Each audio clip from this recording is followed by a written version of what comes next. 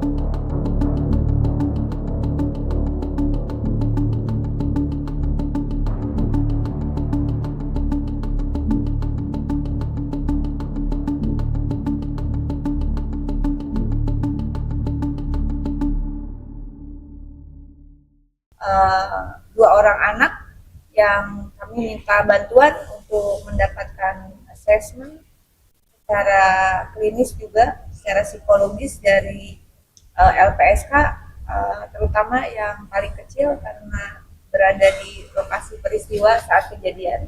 Begitu totalnya kami minta perlindungan terutama untuk istri korban yang sekarang masih dalam keadaan kritis di rumah sakit, untuk 4 orang anak dan menantunya, dan siapapun yang berkorelasi dekat dengan korban. Begitu juga mohon pemantauan juga perlindungan bagi teman-teman di Serikat Pekerja JICT yang juga saat ini juga dilakukan keterangan begitu Pak.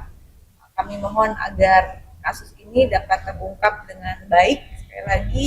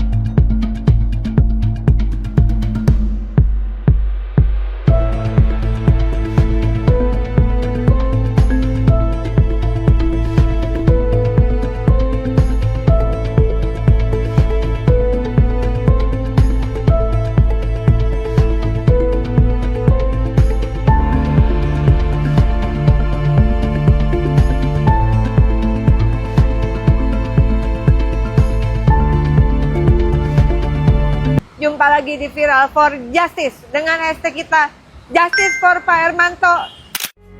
Itu ingat banget, cari Tante Rike, pokoknya kakak kenal sama.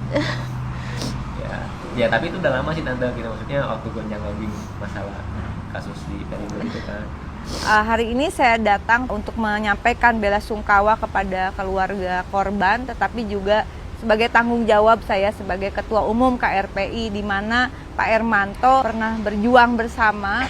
Saya yakin Pak Hermanto terus memperjuangkan agar dibukanya kasus korupsi di pelabuhan yang terindikasi di Peti Eskan.